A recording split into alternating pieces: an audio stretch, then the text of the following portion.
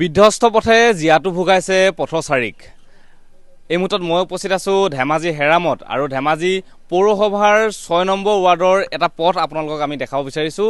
এই পথছোৱাৰ যিটো অৱস্থা দেখিলে আপোনাৰো চকু কপালত উঠিব, কাৰণ এই পথছোৱা বিগত কেইবা বছৰ ধৰি ইয়াতে এনেধৰণে জৰাজীৰ্ণ অৱস্থাত আছে, যাৰ ফলত এতিয়া পথটোৰ মাজত সৃষ্টি হৈছে বৃহৎ বৃহৎ গাঁত, আৰু এই গাঁতসমূহৰ বাবে বাৰিষা অহাৰ পূৰ্বে এতিয়া এনেকুৱা এক অশনি সংকেত এই ৰাইজৰ বাবে নামি আহিছে, যাৰ বাবে তেওঁলোকে আচলতে চিন্তিত হৈ পৰিছে। আৰু মোৰ সতীৰ্থই যদি এফালে দেখায়, এই পথছোৱা প্ৰায় ৩.৫ কিলোমিটাৰমান হ'ব ধেমাজি এয়াৰঢলৰ পৰা বৰগাঁৱলৈকে, আৰু তাৰ পিছতো কেইবাখনো গাঁও আছে। সৰ্বমুঠ যদি চাবলৈ যাওঁ প্ৰায় ৫ৰ পৰা 10খন গাঁও ইয়াতে আচলতে অন্তৰ্ভুক্ত, আৰু এই ৰাইজসকল এই পথছোৱাইদি আহে। পথছোৱা আপুনি দেখা পাব একেবাৰে আচলতে ওখৰা মুখৰা অৱস্থাত আছে। আমি ইয়াৰ এজন স্থানীয় যুৱক লগ পাইছোঁ, তেওঁৰ পৰা কথাখিনি পাতিবলৈ চেষ্টা কৰিম যে কেনেধৰণৰ অসুবিধা হয়। অকণমান আমি এফালে আহিবলৈ অনুৰোধ জনাইছোঁ। কেনেধৰণৰ অসুবিধা হয় এই পথছোৱাৰ বাবে তোমালোকৰ এই অঞ্চলটো? হয়, ধেমাজি পৌৰসভাৰ অন্তৰ্গত ৬ নং ৱাৰ্ডৰ এয়াঢলৰ পৰা হেৰাম গাঁও হৈ আচলতে 10-12খন গাঁৱলৈ যোৱা এই পথছোৱা বিগত বহু বছৰ ধৰি জৰাজীৰ্ণ অৱস্থাত আছে, যি পথেদি আচলতে বহু শিক্ষাৰ্থী এই ৰাস্তা দি অহা যোৱা কৰে। শিক্ষাৰ্থীসকল বিভিন্ন ধৰণৰ অসুবিধাত ভোগে। বিশেষকৈ ক'বলৈ গ'লে আচলতে এই পথৰ পৰা 500 মিটাৰ দূৰত লখিমপুৰ লোকসভা সমষ্টিৰ সাংসদ প্ৰধান বৰুৱা ডাঙৰীয়াৰ বাসগৃহ আছে। আচলতে 500 মিটাৰ দূৰত্বত থাকি তেখেতে এই গাঁওখনৰ কিন্তু এই জৰাজীৰ্ণ পথটো তেওঁ প্ৰত্যক্ষ কৰা নাই। এয়া আচলতে অতি লজ্জাজনক কথা। আমি গৰিহণা দিছোঁ, আচলতে এই পথটো তেওঁলোকে বিভাগীয় কৰ্তৃপক্ষই কোনো ধৰণৰ ব্যৱস্থা গ্ৰহণ কৰা নাই। আগতেও বিভিন্ন ধৰণৰ এই ৰাস্তাটোৰ ওপৰত আন্দোলন গঢ়ি তোলা হৈছিল, যদিও কিন্তু কোনো ধৰণৰ গুৰুত্ব প্ৰদান নকৰিলে।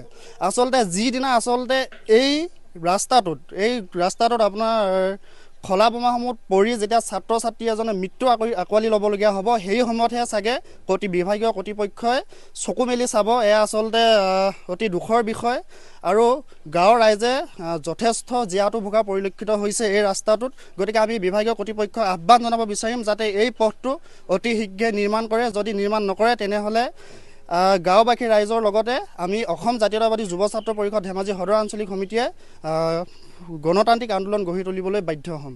ধন্যবাদ জ্ঞাপন কৰিছোঁ। এয়া আছিল অসম জাতীয়তাবাদী যুৱ ছাত্ৰ পৰিষদৰ সদৰ আঞ্চলিকৰ সাধাৰণ সম্পাদক। আমি অকণমান কথা পাতিম। বিতুপন আছে, তুমি স্থানীয় ইয়াৰ যুৱক হয়, কেনেধৰণৰ সমস্যা দেখা এই পথছোৱাত? বিশেষকৈ সমস্যা বুলি ক'লে আপোনাৰ দেখিছে ডাঙৰ ডাঙৰ গাঁতৰ ফলত যিবিলাক আমাৰ ওচৰতে এখন LP স্কুল আছে, তালৈ যিসমূহ ছাত্ৰ ছাত্ৰী যায় তেওঁলোকৰ বহুত অসুবিধা হয়। লগতে দৈনিক দিন হাজিৰা কৰা যিবিলাক ব্যক্তি আছে তেখেতসকলতো চাইকেললৈ যায়, তো টমটম আহিব নোৱাৰা জেগাত আপোনাৰ কেনেকুৱা বুজায় ৰাস্তাটো। আমাৰ সাংসদগৰাকীয়েতো একো চকু মেলি নাচায়, বাদেই দিলে।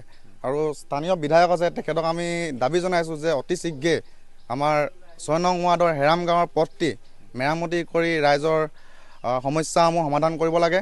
আৰু বহুত ডাঙৰ ডাঙৰ পালি নেতা আছে ইয়াত, বিজেপিৰ নেতাসকলে আজিলৈকে মানে ৰাস্তাটো আনিব পৰা নাই। তাৰ ওপৰত উন্নয়নৰ কথা কয়, উন্নয়নৰ নামত এখন ফটা ঢোল বজোৱা মানে এখন চৰকাৰ বুলি ক'ব লাগিব আমি। ধন্যবাদ জ্ঞাপন কৰিছোঁ। মোৰ সতীৰ্থৰ পৰিৱেশটো দেখাব কেনেধৰণৰ আচলতে ইয়াতে বাৰিষা যিহেতু বৰষুণ যিহেতু আহিবই, আৰু বৰষুণ অহাৰ লগে লগে কেনেধৰণৰ পৰিৱেশ হয় ইয়াতে আপোনালোকে নিশ্চয় অনুভৱ কৰিব পাৰিব। আমি অকণমান কথা পাতিম। আপোনাৰ ঘৰ কোনখিনি? মোৰ হাতীগড়। এইফালে অহা যোৱা কৰি কেনেকুৱা ধৰণৰ হয়? ৰাস্তাটো বিৰাট প্ৰব্লেম, মানে অসুবিধা, ভয়ানক অসুবিধা বুলি ক'ব লাগিব। আপুনি এতিয়া ইয়াৰ পৰা যাত্ৰী লৈ গৈছে, হয়, কেনেকুৱা ধৰণৰ ৰাস্তাটো কি জনাব চৰকাৰক? ৰাস্তাটো ভাল হ'লে ভাল হয়, আৰু ৰাইজৰ সকলোৱে সুবিধা হ'ব। টমটম চলাব পৰা অৱস্থাত আছেনে? নাই নাই নাই, টমটম চলাব পৰা অৱস্থাত নাই। অসুবিধা হৈছে, ভীষণ অসুবিধা।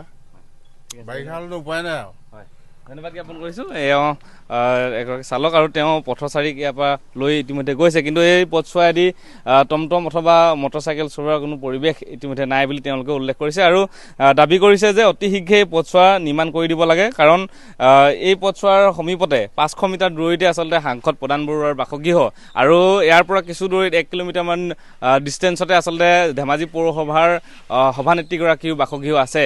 এই পথছোৱা তেওঁলোকে দেখি থাকে, আৰু এই পথছোৱা নিৰ্মাণ কৰি দিবলৈ এই অসম জাতীয়তাবাদী যুৱ ছাত্ৰ পৰিষদৰ লগতে এই স্থানীয় ৰাইজসকলে দাবী কৰিছে।